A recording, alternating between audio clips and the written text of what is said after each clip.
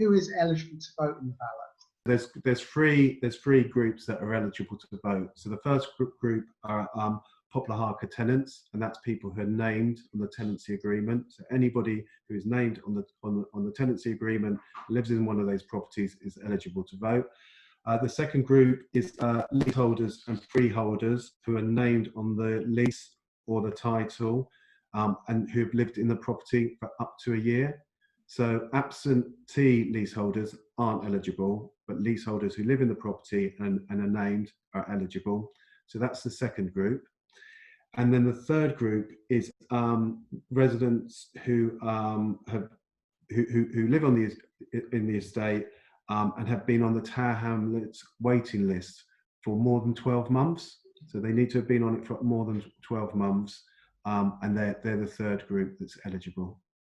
How will the ballot take place, particularly with the social distance measures, postal or electronic? There'll be three ways of voting. So there will be postal votes where you receive your ballot form and there'll be an envelope and you can post that back. There'll be an online version of that, so you'll get a code and you can vote on your phone, you can vote online on your computer. And then we'd really like to have ballot boxes as well, because it's kind of traditional way of voting. Obviously, we'll have to look at kind of what the regulations are at that time, and we'll be following any social distancing kind of guidance. And who will conduct the ballot? The ballot will be conducted by an organisation called Civica Election Services. So they're an election specialist. They carry out elections across the country for all types of different organisations. So they're experts in that, completely independent of Poplar HARCA. And they will be coming to one of the Zoom meetings with to the resident steering group to introduce themselves and to ask any questions around the ballot as well. What percentage is required for the regeneration to proceed?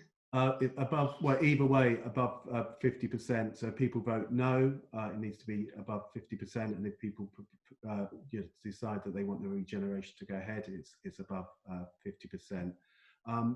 So I know some people have asked about well, what about if one street votes against? It's the overall result. So it won't be broken down by streets or different groups. Obviously, we would if it was really very close, then we would need to consider that.